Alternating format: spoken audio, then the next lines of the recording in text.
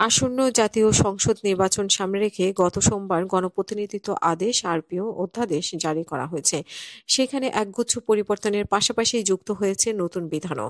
এই সংশোধনে আরপিও ধরে শিগগিরই দল ও প্রার্থীদের আচরণ বিধিমালা চূড়ান্ত করবে নির্বাচন কমিশন। নতুন আরপিও অনুযায়ী আদালতে ঘোষিত ফেরারি আসামি ভোট করতে পারবে না, এমন বিধান যুক্ত করা হয়েছে এবং ১.৫ দশক পর আইনশৃঙ্খলা বাহিনীর সংজ্ঞায় যেমন সশস্ত্র বাহিনী ফিরছে, তেমনি না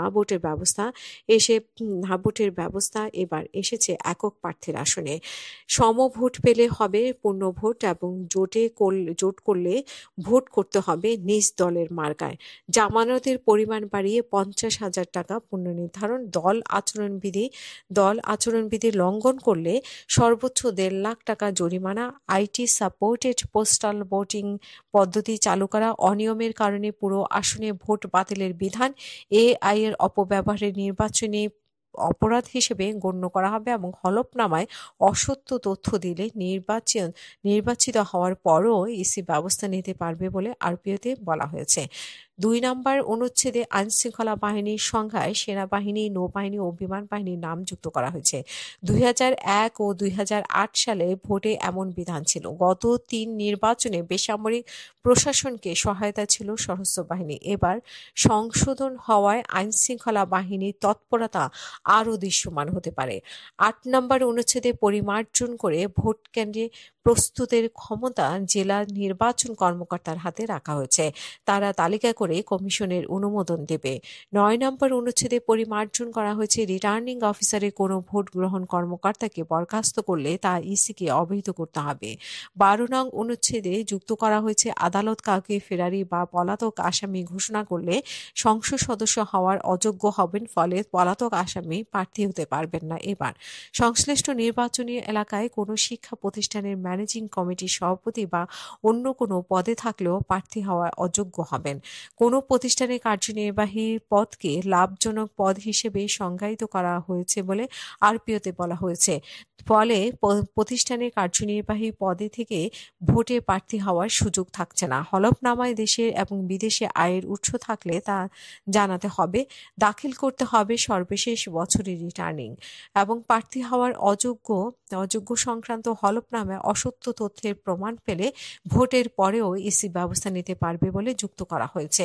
১৩ নম্বর অনুচ্ছেদে প্রার্থী হতে মনোনয়নপত্রের সঙ্গে জামানতের পরিমাণ ৫০,০০০ টাকা করা হয়েছে। আগে এর পরিমাণ ছিল ২০,০০০ এবং ১৪ নম্বর অনুচ্ছেদে বলা হয়েছে রিটার্নিং কর্মকর্তাদের আদেশে ক্ষুব্ধ হলে প্রার্থী বা ব্যাংকের পাশাপাশি আর্থিক প্রতিষ্ঠান বা কোনো সরকারি সেবাদানকারী প্রতিষ্ঠানেও আপিল করার সুযোগ পাবে। ১৯ নম্বর অনুচ্ছেদে না ভোটের বিধান যুক্ত করা হয়েছে। কোনো আসনে প্রতিদ্বন্দ্বী প্রার্থী যদি একজন থাকে তাহলে ব্যালট পেপার না ভোটের বিধান থাকবে। তবে দ্বিতীয়বারের নির্বাচনের ক্ষেত্রে শেষ পর্যন্ত একক প্রার্থী থাকলে তাকে বিনা প্রতিদ্বন্দ্বিতায় নির্বাচিত ঘোষণা করা হবে।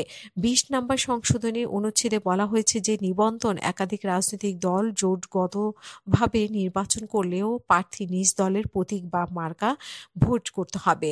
২১ নম্বর অনুচ্ছেদে পরিমার্জন করে বলা হয়েছে যে নির্বাচনী এজেন্টকে অবশ্যই সংশ্লিষ্ট নির্বাচনী এলাকায় ভোটার হতে হবে। ২৫ নম্বর অনুচ্ছেদে প্রিজাইডিং অফিসারের ক্ষমতা বাড়ানো হয়েছে এবং ভোট গ্রহণ বাধাগ্রস্ত বা বিঘ্নিত হওয়ার ক্ষেত্রে ভোট স্থগিতের পর তা নির্ধারিত সময় শুরু না করা গেলে বা ব্যালট বাক্স খোয়া বা ক্ষতিগ্রস্ত হলে প্রিজাইডিং অফিসার তা রিটার্নিং কর্মকর্তাকে জানাবে। রিটার্নিং কর্মকর্তার কাছ থেকে পাওয়া তথ্যের ভিত্তিতে সংশ্লিষ্ট কেন্দ্রের ভোটের নতুন দিন ঘোষণা করবে ইসি। নির্বাচনে ইভিএম ব্যবহার না করার যে সিদ্ধান্ত নিয়েছে ইসি তার পরিপ্রেক্ষিতে ২৬ নম্বর অনুচ্ছেদে ইভিএম ভোট দেওয়ার বিধান বিলুপ্ত করা হয়েছে। ২৭ নম্বর অনুচ্ছেদে আইটি সাপোর্টেড পোস্টাল ভোটিং এর বিষয়টি যুক্ত করা হয়েছে। প্রবাসী